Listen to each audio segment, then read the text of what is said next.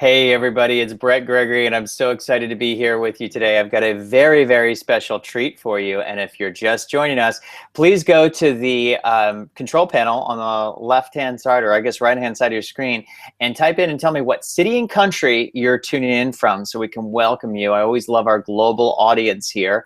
And speaking of our global audience, we also have an amazing global entrepreneur that we're going to be talking to today. My guest today is Ian Brody, and we're super excited to have Ian on with us. I want to make sure to do a quick sound check. Ian, can you hear us okay?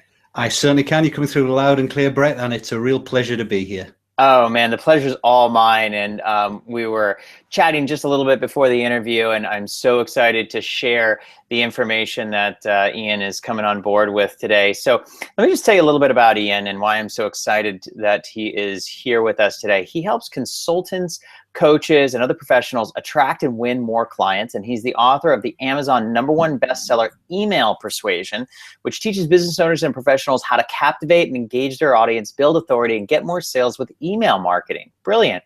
He's been named as one of the top 50 global thought leaders in marketing and sales by Top Sales World magazine.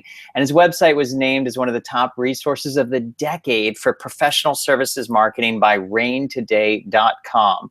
So that is Ian Brody. And so remember, if you're just joining us, go ahead and write in the questions box, write in the chat box, what city and country you're tuning in from so I can give you a shout out. So Ian, oh, and there's Rasan. Hey, I know Rasan's from Canada.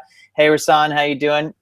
So if you're just joining us, write in what city and country you're tuning in from. So Ian, welcome to our program.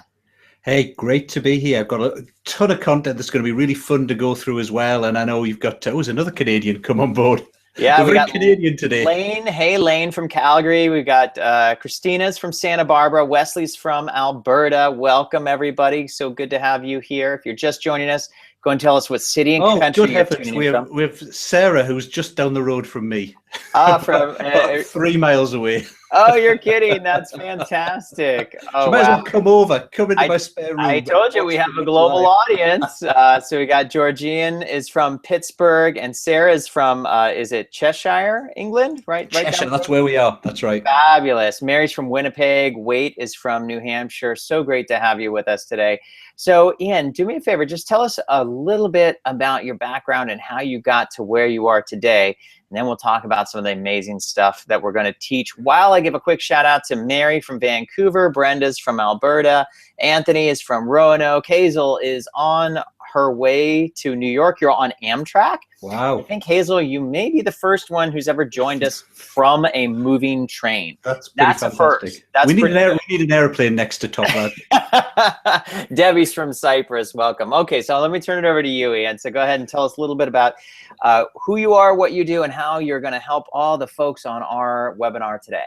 Okay, so I think you did a great introduction, Brett. So that's kind of a good summary of what I do. In terms of background, in the dim and distant past, I had a proper job. I used to work in project management and IT and all that kind of stuff. But in 1994, I joined the ranks of consulting. I'd just done an MBA, wanted to do strategy and marketing, traveled the world, did some kind of big business stuff with some large corporates in the marketing area. And then had this, as I was getting kind of more and more senior, being quite successful as a consultant, this horrible realization struck me that in order to get promoted, to become partner, all that kind of good stuff that you do in the big consulting firms, I needed to be able to market and sell my own services or the services of my consulting firm. And that's something that had never struck me before, because I'd always had other people selling for me in kind of previous lives. And it turns out that I was absolutely hopeless at it. I was the world's least natural salesperson. I felt uncomfortable. I really didn't like, going out and saying how great I was, our firm was. It just all felt pushy and uncomfortable and stuff like that to me. And in many ways, when I left the world of big consulting in 2007 and set up my own business, I had a similar experience, kind of marketing myself as a solo consultant. Had a brilliant track record in big consulting, but again, when I set up my own business, did not feel comfortable doing all the kind of traditional. Wesley just said it took him 23 years to figure out the same thing exactly. I think lots of us are in that situation where we're brilliant at what we do. We got a lot of great value to add and share, but we just don't feel that comfortable with marketing. It's either because we don't know what to do, or because it feels like traditional marketing and sales that keeps being recommended. Doesn't feel like the sort of thing that we enjoy or we would like to do. So what I managed to learn and get good at over the years were ways of marketing and selling that don't involve being pushy, don't involve, being salesy, but involve harnessing what you're actually good at. And what most of us are good at is adding value to our clients using our knowledge and our expertise. So pretty much everything I do in the marketing world is all about finding a way of harnessing expertise, harnessing value, sharing that with clients so that they're attracted to you and they become your clients. So it's that kind of marketing. As I say, I'm just not a natural. I'm not very good at other sorts of marketing, in all honesty. Great. Well, you have an amazing presentation for us that we were talking a little bit earlier before we started our program. So do me a favor, just tell us what you're going to teach us today that is that's going to be so helpful. Well, I'm going to talk about what I call breakthrough marketing strategies for consultants and coaches. It'll become obvious as we go through the presentation why I call them breakthrough strategies. But essentially, what I'm going to talk about is how to use intelligence and how to adapt, how to be responsive to what your clients are interested in, what they care about, what their needs are, where they are in terms of readiness to buy. So rather than a one-size-fits-all approach to marketing, it's a way of adapting your marketing so it really hits the spot for your ideal clients. And I'll obviously explain more about what that means, why that's good, and how to do that as we go through. Great. Fantastic. Good. Well, why don't you share your screen, and we're going to take some questions.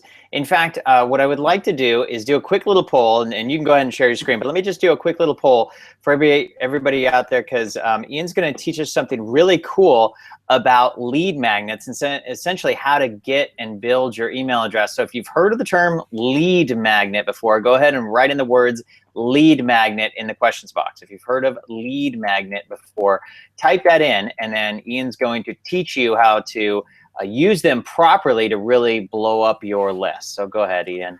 Excellent. So hopefully you can all see the screen right now, and I'm just going to do the big test. If I press the down button, does it switch? It looks like it has. So as I said, we're talking about applying intelligence and responsiveness to your marketing. I have to give, just like the kind of World Wrestling Federation, I do have to give the kind of disclaimer that what we're going to talk about is a little bit advanced. Now, it's not rocket science. It's not something that's difficult to understand, but it is a bit beyond the basics. So my first message to everyone is make sure you've got the basics up and running first before you try some of the things we're going to talk about and discuss. So as I say, not going to be rocket science. You won't go, oh, I can't understand this at all. But if you haven't got the basics going, focus on implementing them first before you move on to what we're talking about. And in terms of the basics, what I really mean is very simply that you have a really clear focus on your ideal client. You know exactly who that ideal client is, and you're able to understand their needs, their challenges, their goals, their aspirations, so that all your marketing resonates with them. You've got at least one reliable traffic source. So traffic could be online traffic like Facebook advertising or search engine optimization, or it could be offline. It could be people coming to see you do a presentation, for example, or getting referrals. At least one lead magnet that works, and we'll come on to lead magnets in a second. At least one way of following up. Once you've made that first connection with people, you at least have one way of following up with people to build your relationship and build credibility and trust. And then you've got at least one method of taking those people you build credibility and trust with and converting them into paying clients. And let's do a quick little poll here. So if you're watching this, who has a clear focus? If you have a clear focus of who your ideal customer is, write the word ideal. So if you know who your ideal customer is, and it's okay, you may have more than one ideal customer. Absolutely. That's fine. But if you know that you have at least one type of ideal customer, whoever that may be, just write the word ideal, and then we'll take it from there. So go ahead. Excellent. We're getting a good few of those coming through already. So that's good. So I think most people will probably, have the basics. If you haven't got them yet, then obviously you'll be working on those. But bear these things we're going to be talking about in mind for the future. So what I find is once you've got the basics, people tend to do pretty well. Their business grows. But then very often you hit a kind of plateau. You get a bit stuck. And certainly it happened to me that I had a lot of good marketing going, but I couldn't really scale and get much bigger. And the problem, I guess, with that was I was already doing lots of good stuff, but I was doing one size fits all marketing. So, I had a client in mind. I was using, if you think about your ideal clients, there is inevitably going to be a good deal of variation in what they want, what they're interested in. So we said at the start, my ideal clients are consultants, coaches, trainers, people like that. But even within that, and I'm sorry, on that note, so you just mentioned your ideal client are consultants, coaches, trainers, etc. So for those of you watching, tell us who your ideal client is. So if you're after people who are, looking for a relationship, if you help people with their health and wellness, if you help people with their business growth, describe just the way Ian did, who is your ideal client? So I'm sorry, continue, go ahead. So, I have a relatively tight definition of an ideal client for me, but even within that, some of my ideal clients, they work with corporate organizations, some of them work with small businesses, some of them work with individuals. Many of them are solo professionals, but some of them are bigger firms. Some of them work primarily online and do their marketing online. Others do their marketing primarily offline. So there's always variation within your client base. And the problem is, if you use kind of one size fits all marketing and you use the same lead generation, the same lead magnet, the same kind of sales approach to all of them, then you won't be really hitting the spot for any of them. You've got to understand that even within a really tight definition of an ideal client, there are differences. So just to illustrate that, here's an example over on the screen, or on the right of the screen, of one of the adverts. It's from 1959, so it's quite old, but it's one of the adverts that's recognized as being one of the greatest adverts in advertising history. It's by David Ogilvy, that's him over on the left, and it's his Rolls-Royce advert. So this is an advert for the Rolls-Royce Silver Cloud 1959 edition at the huge price of, I think it's $13,999. That's actually about $113,000 in today's money. Wow. And that advert has been recognized by peers and people in the advertising world as being a brilliant advert. It's got a really intriguing headline. It's got lots of great facts in there that really pulls the kind of their ideal client in. So according to the experts, this is a great advert. But when you think about it, it's a great advert if the person reading that advert is actually interested in cars in the first place. It's also, it's a great advert if they've got the money to afford a Rolls Royce. And it's a great advert if they haven't just already bought another car. It's not such a great advert for people who haven't got any interest in cars, who can't drive, who just could not afford a Rolls Royce. If they've just bought a car, then that advert would have no impact on them. No matter how great it is kind of objectively, that advert is not going to work for those people because it's the wrong people at the wrong time. And I guess that's the key point, is great marketing is only great if it actually hits the right people at the right time. And that's in essence what we're going to talk about, how to hit the right people at the right time. Another example, because I do a lot of work in email marketing. When it comes to email, I have this thing I call the curse of the average. I love that. Spooky. I like that picture. So the curse of the average. What I mean by that, hopefully I'll be able to illustrate that. If you imagine all the people, all your subscribers on your email list, and they're the little dots on that picture. If you think of them at any given point of time, if you had a product you would like them to buy or a service you'd like them to buy from you, those people are going to range from being interested or not interested in that product. And even the ones who are interested are going to range from not being ready to buy right now to being ready and being ready to go. Now, the truth is, most people aren't going to be super interested and ready to buy at any given time. Even if they're the right people for that product, the timing may well not be right. They may not feel the problem with enough urgency. You might not have built up enough credibility and trust. So the truth is, most of the people at the top, there's usually very few people up at the top, and most of the people are down at the bottom. Now, if you're doing email marketing and you've ever tried to promote something to your list in email marketing, you've often got this dilemma: how many emails am I going to send? Because I know that if I send lots of emails, I'm likely to get more sales. But at the same time, I'm likely to annoy all the people who aren't really interested and who aren't ready to buy, because I'm sending them email after email about something they're not interested in. Now, you'll hear some people in the kind of email marketing world say, don't worry about it. Who cares about annoying the people who aren't going to buy? They were never going to buy, blah, blah, blah. The problem is that's not true. That's only true if you have a really simple business where you only have one product and everyone's ready to buy right now. Right. The truth is, most of us have multiple services and multiple products to offer to our clients, and we're in it for the long haul. We're not just there to sell right now and then forget about the future. There are probably lots of people on our list who could be great potential customers and clients in the future, but who just aren't ready to buy right now. And you don't want to annoy them so that they never buy in the future. You want to both get good sales now, but you also want to build your relationship with people to get great sales in the future. The problem is, and this is the curse of the average, you usually end up compromising somewhere between the two. So you don't want to send too many to annoy the people who aren't interested, but you want to send as many as you can to hit the people who really are interested. So you end up sending something in the middle. The problem with that is it's too many for the people who aren't interested, because one's too many if you're not interested, and it's not enough for the people who are interested, because they do want to hear about the product, they do want to hear about that particular topic. So that's the curse of the average. And it happens in all your marketing. It's very obvious in email marketing when you do it. But typically, if you try and aim for the average position, you'll be marketing too hard for the people who aren't interested in that particular aspect, and not hard enough for the people who really are. And that's where, if you can find a way of adjusting or tailoring your marketing to actually be responsive to what people are really interested in and whether they're ready to hear that message, you can have a huge increase in the impact of your marketing, because you can market more and you can market with just the right things to the people who are interested, and you can market less and you can avoid annoying the people who aren't interested. And then later on, you can market to them the things they really are interested in. And now, does this apply, because we struggle with this all the time, and we have a good sized email list, is 45,000 people, and we've got hundreds of thousands of Facebook followers. But does this same issue that you're speaking about apply if your list is much smaller and if you're just getting started growing?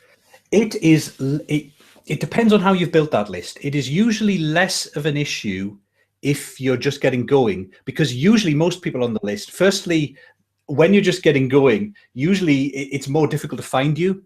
You have people who, if you haven't got a great lead magnet going, you're not attracting a lot of people. So usually, people have to work really hard to get on your list. So usually they're desperate to buy from you by the time they get on your list, because they had to work so hard to actually find you in the first place. But as your list gets bigger, it becomes more and more of an issue. So the bigger the list, the bigger the issue it is about averaging. This smaller list, especially if you're just starting out and you're focusing on one particular service and a really tight definition of your client, then it's maybe not so much of an issue, but it pretty soon does become one. Even in terms of readiness, because even on a small list where everyone's interested in the same thing, some people are ready to buy right now. Some people need a lot longer to warm up, and you need to be able to do something for both of those people. So that's what we're going to talk about. So the big question is, of course, how do you do it? How do you deal with both of those different situations?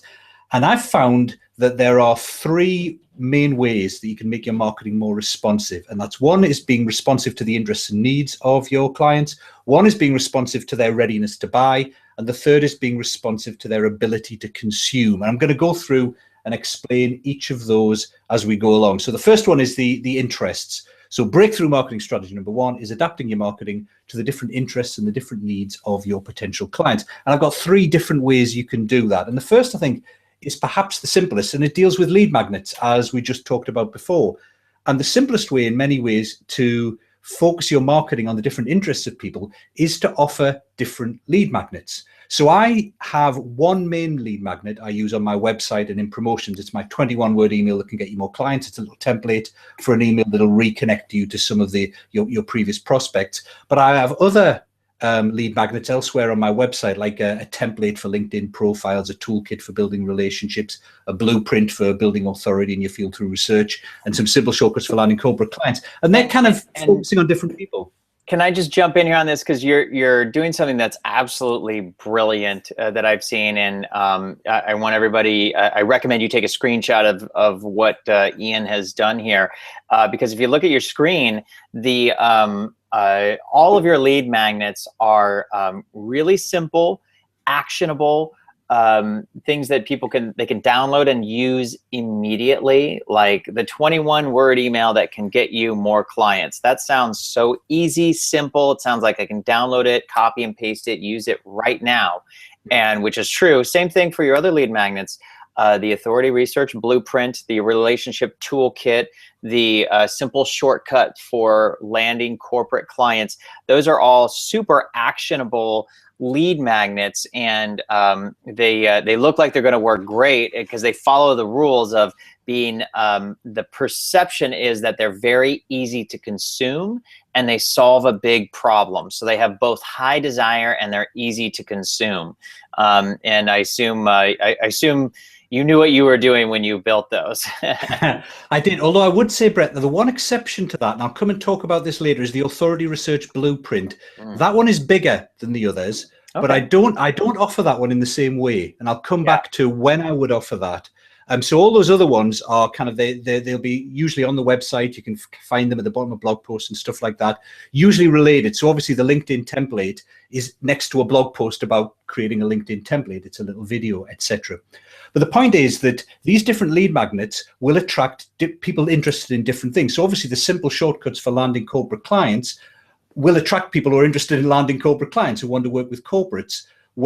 So the only people, it's a fairly safe assumption, if I look at the email list build up from people who've subscribed to that, they're going to be interested in winning corporate clients, whereas many people on the rest of my email list won't be. So what that means is I can follow up differently for each different one. So typically with a 21-word email, for example, I'll have a series of nurturing emails that follow that.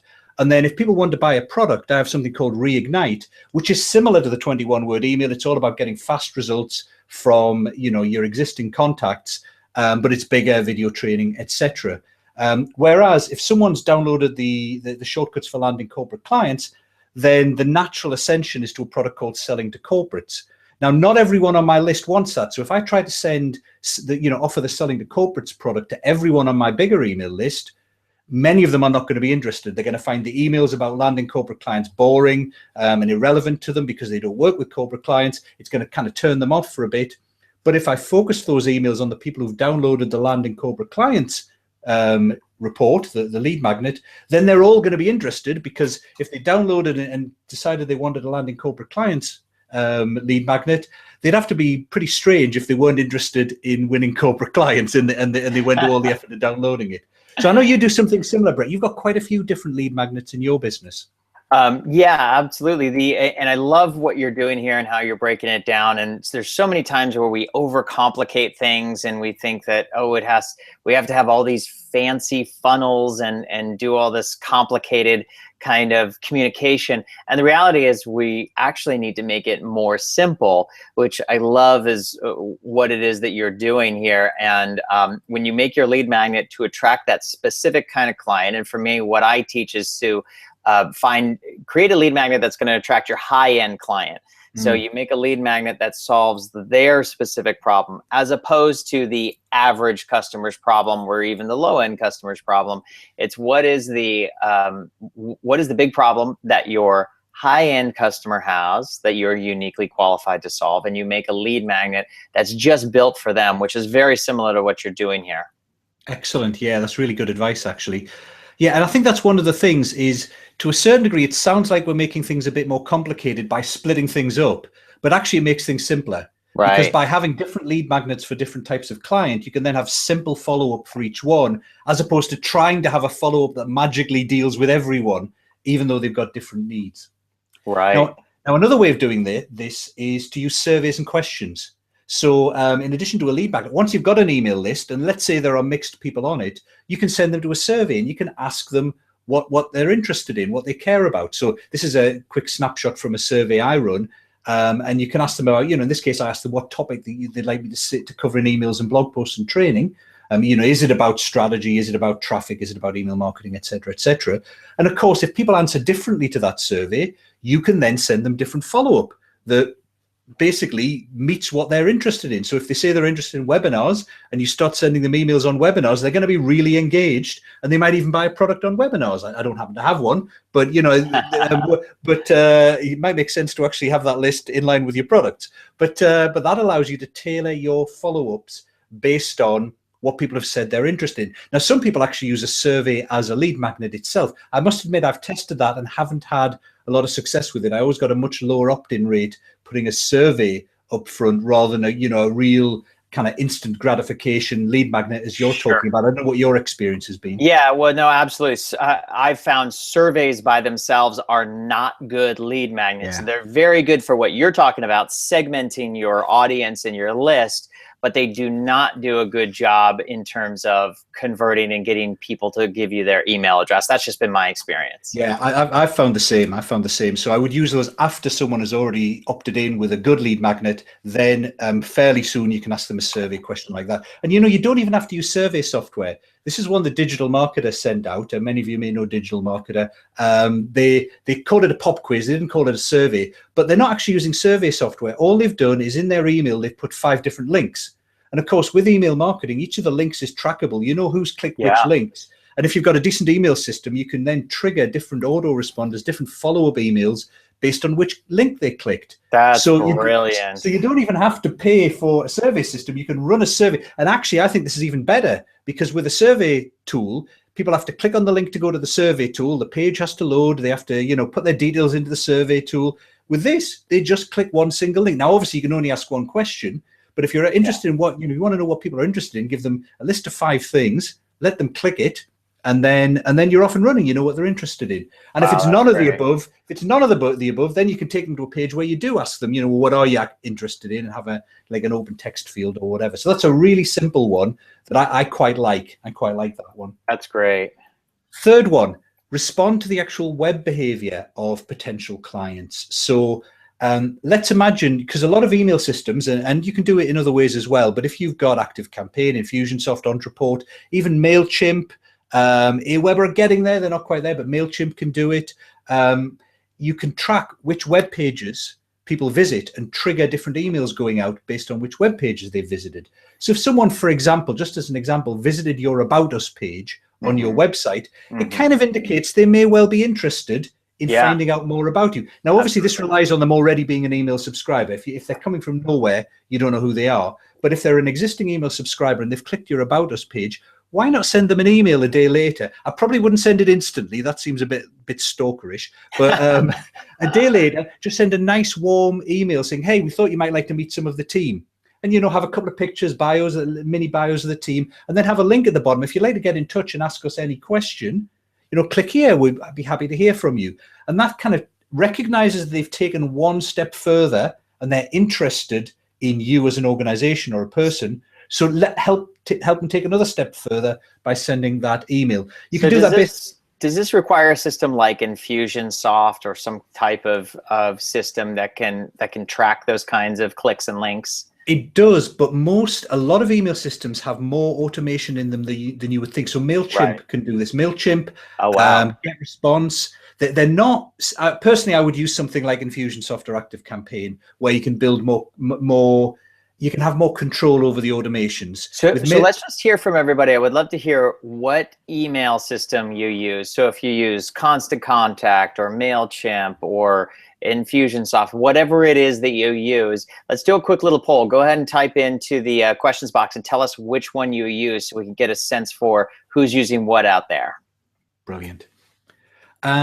So that's one way of doing it. You can also trigger things based on the content they visit. So if you've got a lot of content about one particular topic on your blog, and you can track who's actually going to those blog posts, maybe that means they would be interested in a lead magnet related to that blog post to take them one step further.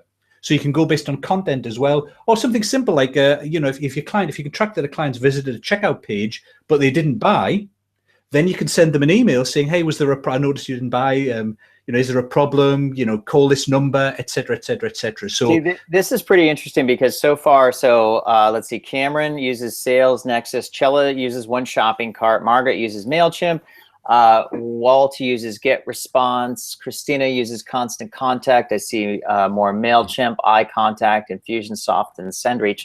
So far, everyone that everybody has put in has this capability that you were talking about. So I think so. Yeah, I'm not sure about Constant Contact, but definitely I think it does actually. Okay, cool. Yeah, cool.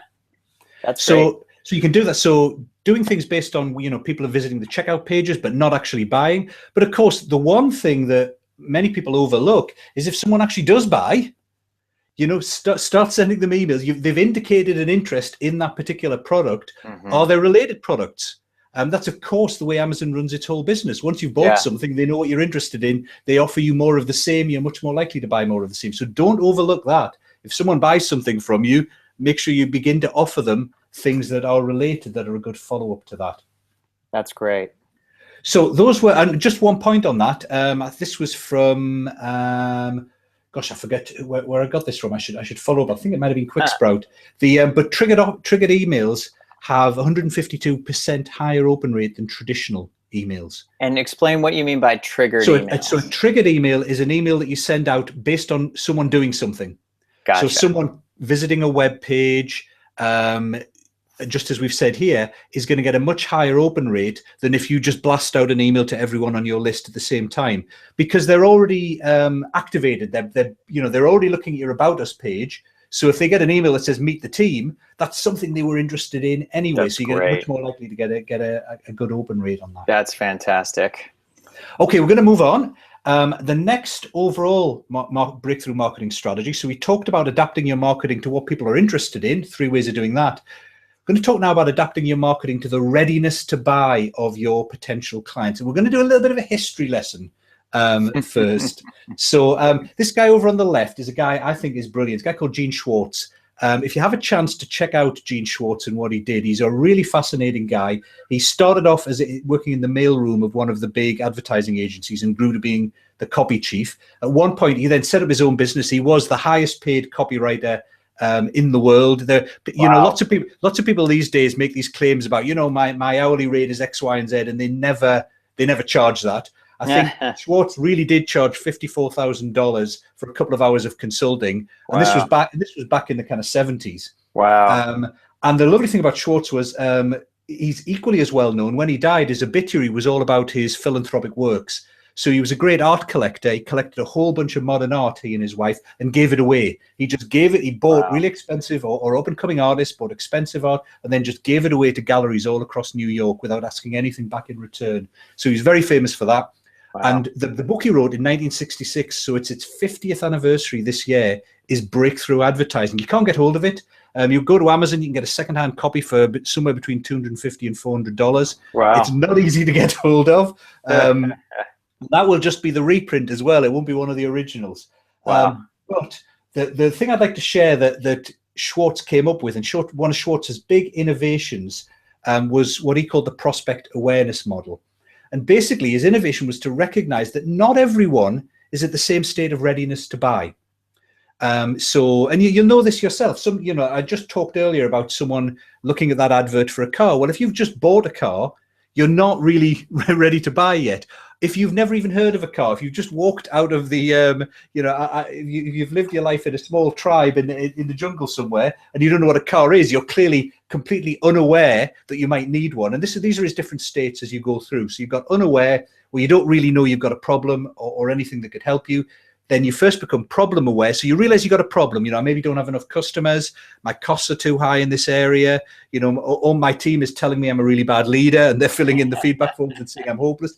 You begin to get a sense that you've got a problem, but you don't really know what the solutions are. So usually you then start looking around and you come up with, solutions. Well, if I'm I could go on a training course, I could get some coaching, I could read a book, etc. So you begin to get an idea of the solutions. But with respect to you as a marketer, the prospect at that stage doesn't know your particular solution. He doesn't know the details of your solution. Now, then they move on in awareness to they know about your solution. They're not quite sure it's right. And then finally, the most aware folks, and these are the Apple buyers who will queue up outside the Apple store the minute a new product is launched. All they care about is the deal. When's it available and how much is it going to cost is all they really care about when they're super aware and ready to buy. Now, you can use lots of different models if you want. But the point is, because people are in lots of different stages, you need to adapt, or you can adapt your marketing to whatever stage they're in, and it will come out differently. So one way you can adapt it is how you initially start talking to them, to the lead you use in an advert or when you're having a conversation. So if they're unaware of their problem, it's no point saying, well, you can get this for 50% off, because they don't even know they have a problem that your product solves. So what you've got to do is you've got to lead by talking about something they do care about and get them aware of the problem. It's really difficult, actually. I wouldn't target people in this unaware mode, but the classic advert that did that was the Wall Street Journal one. The advert with the two young men who both went to college together and then went on to work in the same business, and one of them ended up running the business, the other ended up Yeah. Kind of just being a mid-level manager. What was the difference between the two? One of them read the Wall Street Journal. That starts off with just an interesting story Yeah. because people don't realize that they need the Wall Street Journal, but it Right. leads them from the story to why has this guy done better than the other guy? Ah, it's because he read the Wall Street Journal. The next one is problem aware. So that's where, if they're aware of their problem, but they're not aware of the solutions, again, it's no point in talking about the features and benefits of your product. You've got to start by talking about the problem itself and, raising that in their awareness. And then you lead on to the product. Solution aware, you talk about the benefits. Product, if they're aware of your product, you've got to talk about the differentiators of your product. And if they're really aware and almost ready to buy, you make them an offer. You tell them how much and when and where, etc. So just to put that. If I could just jump in with a question that Debbie has. She said, this sounds good, but setting it all up I find is so frustrating. And that was part of what I was mentioning before, is that sometimes we get caught up in thinking that this needs to be really complicated, and we need to have this really sophisticated funnel. But actually, I found that we actually need to simplify it more. And how would you respond to Debbie, who, and us, where we feel overwhelmed by saying, wow, this is just too complex? Like, where do we start? And I think Debbie was probably responding to that question about the different email systems and how you set up those. So I start with one. One is a great number. I sometimes see people saying, you need to have multiple sources of revenue, multiple sources of traffic, but don't start that way. When you've got a really established business and you're growing and scaling, of course you do, but start with one. One's a great number when you start. One ideal client, one lead magnet, one source of traffic, one follow-up sequence. Just build one. I couldn't agree with you more. And, I was had a consulting client a while back who I kept saying the same thing to: just start with one, just start with one. And she was adamant that she had to publish 3 different books before she could go and take on a client. Oh. And she ended up, spending easily $200,000 on her website and her book promotion and publishing and all that. And she never really got any clients. And she was upset and frustrated that she was not making any money and totally upside down in her business. And I said the same thing that you just said: just start with one. Every marathon begins with one step. Every business begins with one service that we can add value to one customer. So if we can start with just one, I think that's how we have to do it. I don't even know how to do it any other way. And there's a reinvestment thing going on there as well, that if you try and do 3 things at once, let's say, it takes a month or a year. If you try and do 3 things at once, it's going to take you 3 months before they're all finished. Yeah. You're not earning any money till the end of 3 months. Right. If you do one at a time, then at the end of month 1, you're starting to earn money from that first thing. You've got money to invest in month 2 and month 3, etc. So your income happens faster. I found when I started doing this, after I did my first one, I had all these ideas of these other ones. 2 things happened. One is I realized I maybe didn't need those other ones.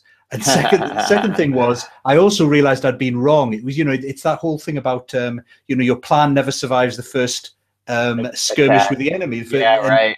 And, you've got to get something out there, do one thing, get it out there and get feedback on it, rather than trying to get everything perfect up front in 7 different versions of it. Mm-hmm. So again, we've been talking about different lead magnets, different email systems, but just start with one. Just start with one. Great. Okay, so just this is a kind of almost like a pop quiz for everyone. Just think of yourselves. We talked about that, the Rolls-Royce advert, which said, at 60 miles an hour, the only noise you can hear is the sound of the clock. Have a think about where on this model the customer for that particular advert is. Who are they talking to? Are they talking about people who are unaware of needing a car? Are they talking about people who just want a deal, or where in between is it? Have a mull. All right. Yeah. So if you recall the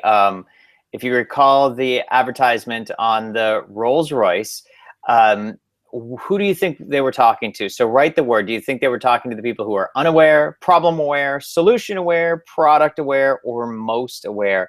I'm gonna guess, and I'm just gonna take a stab at this. I would think think by product aware. Yeah. Well, I'm gonna By the way, in another way of looking at this in kind of modern terminology, in terms of traffic, for example, is to say it's cold, warm, hot, and hottest traffic. You could say. Yeah, I'm going to agree with you, Brett. I think it's probably straddling a little bit. That it's probably aiming for people who are product aware mainly, but maybe some people who are solution aware as well. So I think that's where it sits. Carla got it right. Nikki got it right. Cameron got it right. Yeah, I think exactly. I agree. So, and you can look at other examples as well. So this is another really classic advert. This one is even older. I don't think I use anything younger than about 50 years. So and I just want to point that out, because sometimes people see these older advertisements and they think, oh, that doesn't work anymore. However, I would challenge you, if you read those, certainly the Ogilvy one, I would challenge you to find an advertisement online or anywhere else that is better than that. It is, it's one of the most studied ads out there in the world. I've studied it as well, and it is, it's genius, actually. So I just want to mention that, because sometimes people think these older ones don't apply today, yet they're actually more relevant than ever. You know what? Just a quick story on that front. I have a good friend who's a really excellent copywriter, much better than me, and we swap ideas on Skype every now and then. And he was struggling to come up with a kind of a headline for an advert he was writing for his own coaching services. And he'd come up with these ideas, and one of them sounded all right. And I just pointed out to him, I said, you know what? That sounds quite a lot like that classic one, that John Caples one. When I can't remember the exact wording, but they laughed when I got up at the piano, but when I started to play, that one. I don't know if you've ever seen that one. It's a classic one about. It's about piano tuition, and what it's really doing is harnessing the kind of I'll show them thing that people have. And I said, your advert sounds a bit like that. And he rewrote his sales page in the form of, I think it turned into, my accountant laughed when I said I was going to grow my business, but 12 months later, he couldn't believe his eyes, sort of thing. And that was the best sales letter he'd ever written. It just worked brilliantly. He just took the exact same format of a 50-year-old advert, but changed it from being piano playing to business coaching. Wow. And it worked perfectly. It really worked. That's great. Anyway, back to this one. Hopefully, I wonder if people are having a guess at this one. So where is this one? So this is, do you make these mistakes in English? It's for Sherwin Cody's kind of course in grammar and getting better at writing and speaking English. It ran for about 40 years. They keep trying to beat that advert and to get better results. And for 40 years, that same advert kept winning. Wow. I think in the prospect awareness model, just to speed up a bit, it's more over on the left. So it's saying, do you make these mistakes in English? So it could be for some people who don't know that they make those mistakes, but it's probably for the people who think they make some mistakes, but they aren't quite sure. And when you read through the advert, it tells you about the kind of mistakes you're making in English, and you should send off for your free booklet that shows you how to fix those mistakes. So you can see there that different adverts are aimed at different sorts of people. The Ogilvy advert is aimed at people who are aware that, who want to get a high-end car but aren't quite sure which car is right for them. The Sackheim advert is more for people who aren't aware that they really aren't that great at writing English, but get to realize it through the advert itself. So you can aim for different people. Now, what's happening here is this is, in a way, 1966 prospect awareness. So the way people dealt with prospect awareness, and it was a brand new thing in 1966, it's still rarely used today. But the way people used it in 66 and onwards was they would identify the most common level for the audience they're targeting. So they would look at it and say, well, you know what? Most people in our audience don't know, who we're aiming for, don't know that they make mistakes in English. So we need to go for that unaware or problem aware folks. And then they use an advert most appropriate to that level. But we're now in 2016. I think we can do a bit better. I think you can use prospect awareness across all your marketing, not just adverts. So you can do your follow-up emails based on how aware people and how ready people are to buy. And you can also pick up on signals. If you're tracking what people are clicking on or doing on their emails on your website, you can use different marketing based on how ready they are to buy, and you can adjust it. So just as we were talking about adjusting your marketing for what people are interested in, you can also adjust your marketing to what level of awareness people are. So, for example, if you look at that overall picture, make sure you've got something in your marketing that addresses all the major states. So, for the people in your audience who are aware of their problem but aren't aware of the solution you offer, the sort of thing to use is blog posts, for example, that talk about the mistakes people make, and talk about the mistakes your customers make. You know, do you make these mistakes with your X, Y, and Z? The five mistakes. I have one that runs something along the lines of 5 mindset mistakes consultants and coaches make that keep them in the poorhouse, sort of thing. So you're highlighting the mistakes. So that's going to attract people who are interested in, who aren't fully aware of all the different things they could do, but know that they could maybe improve things. So that's going to grab them. So if I can jump in, and just going back to what Debbie was saying about the technology side of the equation being the thing that is tripping her up, what I would say is the piece of the marketing, if you're just getting started in this online world, or you feel like you're not a tech savvy person, I would focus on that warm portion there. I would focus on the prospects who they know what they want. They just haven't yet learned that you have a product or solution that provides it. And that's where the lead magnet comes in.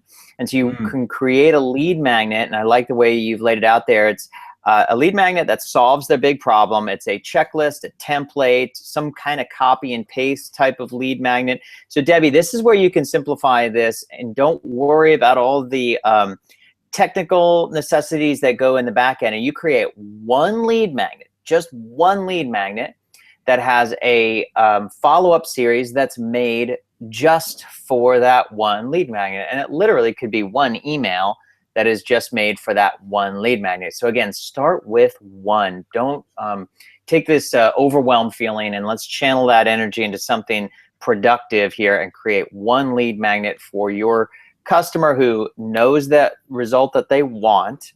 They're out there looking for it. They just haven't met you yet, and they don't know that you have a product or solution that provides it. Would you say that that would be helpful for somebody that's feeling a little bit of overwhelm? I think so, Brett. I think so. The other thing is, don't forget, you can outsource some of the tech stuff. There are VAs, etc., who will help put. So you write the emails. They're written with your voice, with your personality. You create the lead magnet, but you can outsource putting it in a PDF and making it look nice. You can outsource someone setting up the autoresponder to get people to, so that when people sign up, it sends them the lead magnet, etc. So you might want to play around with the stuff so you know what you're looking for and get used to it, but you don't have to, do it all yourself every time. You can outsource that to a VA.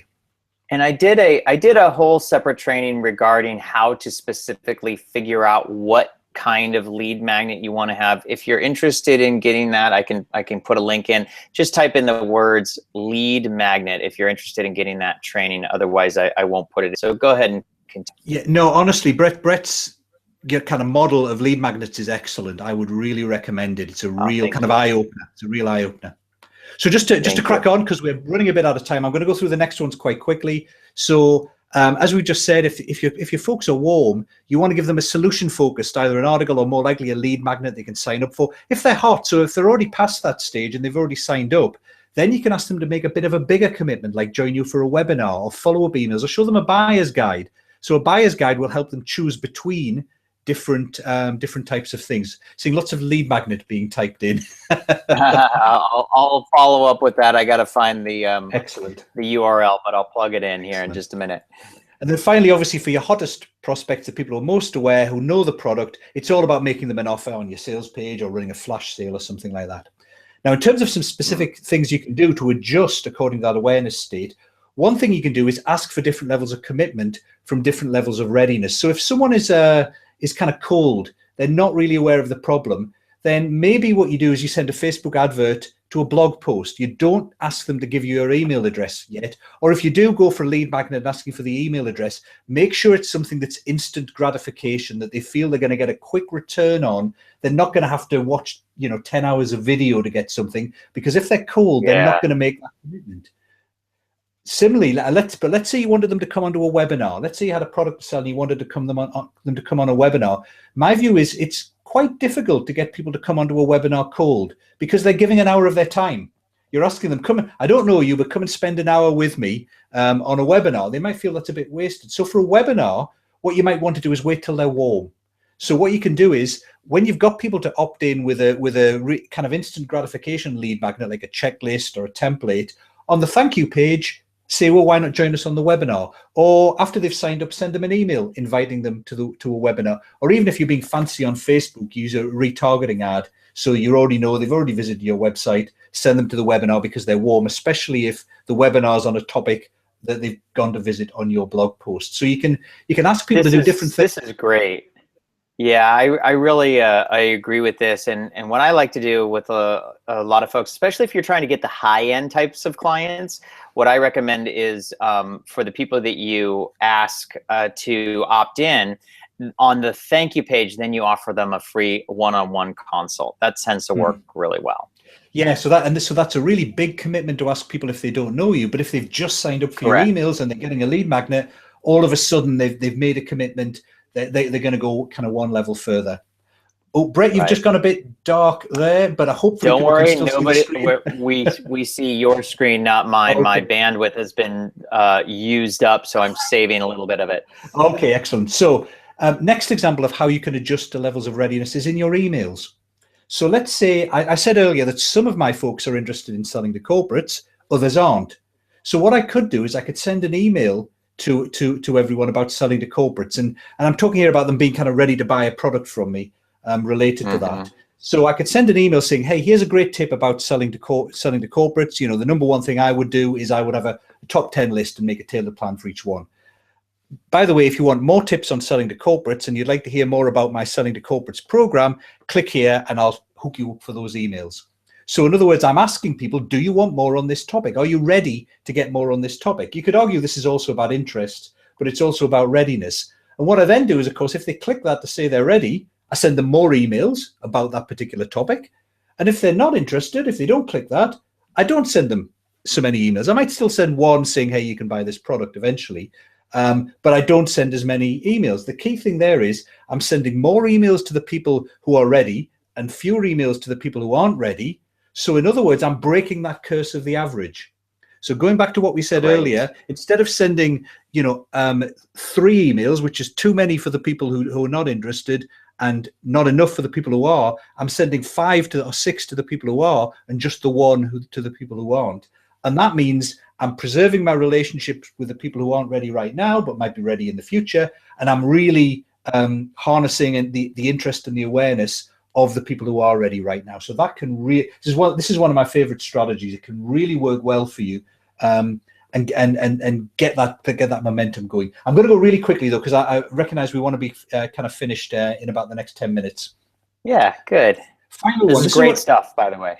Final one is what I talked about earlier with, I said the Authority Research Blueprint lead magnet is a bit bigger than a normal lead magnet. You might not even call it a normal lead magnet because it doesn't meet that definition of being kind of instant gratification. I can get value from it quickly, because it's about how you can do a research project, which is a pretty good thing to be seen as an authority in your field. But the place in which I offered that lead magnet was at the end of an hour-long interview I did as part of the Authority Super Summit. So basically, the only people who find out about that lead magnet are the people who've listened to me for an hour talk about how to become seen as an authority in your field. So if they've lasted through an hour of me talking about that topic, and then they go and say, yeah, I want that report, they probably don't need something instant gratification. They're probably already warm by then and probably quite hot. So I think if your prospect is already hot because they've already indicated interest by watching a video for an hour or whatever, then I think you can offer them something bigger to really accelerate your relationship building with them. So that's not something I would offer to people cold or even warm as a lead magnet, but it is something I would offer to people later on when we've already built a relationship to take it further. And again, that's offering something different to people at different levels of awareness and readiness. Yeah, that's really brilliant. And again, remember, just start with one. Just pick that one where people are in that moment where they know what their problem is, they know the solution that they are looking for. Create a lead magnet for those people. Brilliant. So final breakthrough strategy is adapting to how fast your prospects are able to consume your marketing. What I mean by this is, even if someone is really interested in a topic, even if they are nearly ready to buy, or you've got the right level of awareness for them, they may just be really busy. They may not have the time to watch 20 minutes of video, etc., etc. And what often happens is it's very easy for us to overwhelm our audiences by sending them too much. Not that they're not interested, just that no human being could possibly keep up with all the stuff we're sending them. So the thing to do there is to try and gauge whether they're consuming it or not. And again, it's another advanced strategy. Don't start doing this, or just do this first one, for example, if you're just getting going, rather than trying to do everything. But the first thing I would recommend is make sure your lead magnet actually gets opened and read. So you've gone to all this effort of creating a brilliant lead magnet that you know is going to impress people, help get them great results, will really build your relationship with them. They sign up for it. You send them an email with your lead magnet in. And what happens? Well, my stats are it's about 70% of people open the email with the lead magnet in, and only 41% of them click through to get the email, to get the lead magnet. Now, of course, the stats are somewhat always under report, especially open rate stats. So it's probably a bit more than that, but it still means there are people signing up to get your lead magnet who aren't actually getting it. You know, maybe your email got lost in the spam folder. Maybe they got distracted and went on and did something else. So rather than moving on and starting to talk about all sorts of other follow-up things, given how valuable your lead magnet is and what great things it can do for your relationship, you want to make sure they actually open it and read it. So the first thing to do is check, did that person click or visit the page where your lead magnet is? If so, then you can move on. You can say, hey, after you've got the lead magnet, you do this and that, your normal follow-up sequence. But if they haven't clicked it and they haven't visited, maybe send them an email to remind them, you know, have you seen the report? If not, you can download it from here. Maybe they'll get this next email. If they still don't know, you know, if they do click it, then you can move on. If they still haven't clicked it, maybe you try again. Maybe you say, here's the great results that one person got from, you know, the 21-word email, and you come at it from another angle. But the goal is, early on, you want people to download and use your lead magnet because it's your best thing. You're leading with your strongest thing. You want them to get great value from it. So if you give up at the first attempt when they don't, if they haven't downloaded it, it's a real wasted opportunity. So I would always do a little bit of chasing behind the lead magnet to make sure that they're actually downloading and using it. Now, eventually you kind of give up and move on because maybe they just don't, or maybe you can't detect it, or maybe they used a different browser or a different device to access it or whatever. So you can't get it 100% of the time, but I would at least give it a couple of knocks on the door. And this is fantastic. And remember, we all start, and I probably sound like a broken record at this point, but we all start at the beginning. We all start, you know, with no system built. So if this feels in any way, shape, or form intimidating, then just start with one email, okay? And you do one lead magnet with one email. Then give it a go, let it run, and then you make your second email, and Absolutely. then you make your third email. So there's no I would stress. recommend you send that "have you seen the report yet" email initially to everyone, even if they've clicked it and downloaded. It's not going to hurt if you send them an email that says, "Have you seen the report yet? If not, it's here." Right. Nobody's going to go, "Yes, I have. How dare you send me another email?" People are going to go, "Oh, it's okay. I've seen it. I've got it." So, you know, just send that. And what that means is it's a little reminder for the people who've got it, and it's a special reminder for the people who haven't got it. So you don't even have to put any fancy coding in there, you know, anything in the email system. Just send up a following up email. In fact, what I like to do is I like to say, "Have you seen the report yet? If so, you know, hit reply and say yes, just so I know you've got it." Because the added advantage that gives you is you begin to get into a dialogue, a relationship, a discussion with your potential clients, especially if you have higher value clients. You don't want them just to get your automated emails. You want to talk to them. So getting into a dialogue with them and getting them to hit reply, that's great. And it also improves your email deliverability because they've actually replied to you. You've gone into their contact list. Yeah, and I just want to mention, so I just posted the link for those people who are looking for the lead magnet. I pinned it to the top of my Facebook page. So you can click there. You'll see it's the one at the very top. You can't miss it. It says the highest converting lead magnets. So you can just click on that and get it from there. Excellent, excellent. Awesome. Right, let's go one step further. A couple of other things you can do really quickly. Oh yeah, so go ahead and do this, and then you have your own free gifts and lead magnets. I want to make sure that you give that I'll go away. through the next two really quickly then. So first one is paced delivery of content. So the way I used to do it is I had a five video series for people, each video about 10 minutes long, great content, people loved it, but that's 50 minutes of video. Yeah. I used to send a video every day for 2 days. So I'd wait 2 days between each one. So send the video, wait 2 days. So of course, what would happen was the people who didn't have 10 minutes, they would get behind, they'd get backed up, they'd get frustrated because I kept sending them more videos and they weren't ready to do it. Right. On the other hand, if someone was really enthusiastic and they watched the video straight away, they were thinking, well, come on, I want the next video. And they had to wait 2 days for it. So again, it's that curse of the average. I was sending too fast for the people who weren't ready and not fast enough for the people who were. So I changed that, which worked much better. I send a video and I just checked if they clicked. I didn't use any fancy tracking on the video. If they clicked to go and watch the video, then I would send the next one the next day. If they didn't click, I would just send them a reminder, hey, have you seen it yet? And wouldn't move them on until a few days later. I'd give them more time. And all you're doing is trying to adjust gently to the right pace for people. Final one on email frequency. Final one on email frequency. This is about deliverability. One thing I do with all my emails is if people don't open my emails for a month or 2 months, it depends on how you want to do it. And again, your stats aren't 100% accurate, so you do have to be a little bit careful. But if people haven't opened or clicked anything in the last 60 days, I start sending them less emails. So I usually send, 2, 3, 4 emails a week, but I go down to 1 a week if they're not clicking anything. Because obviously I'm sending too many. They've lost interest. Something has moved on. And the problem with that, even though email is in theory free, is that the big email system providers, especially Gmail, will look at over their system as a whole. If lots and lots of people are opening your email and clicking and engaging with it, then they'll say, this is a great email. I'm going to make sure it gets into people's priority inbox. If no one is opening your email, it's much more likely that Gmail is going to push it into the spam folder or the promotions tab and stuff like that.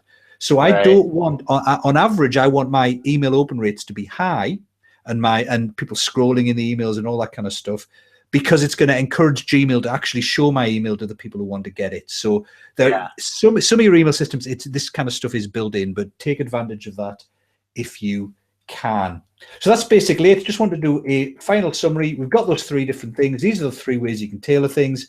Tailor based on needs and interests, tailor based on readiness to buy, tailor based on ability to consume. Most important thing, though, as Bret's been saying through the whole thing, just pick one and just get started.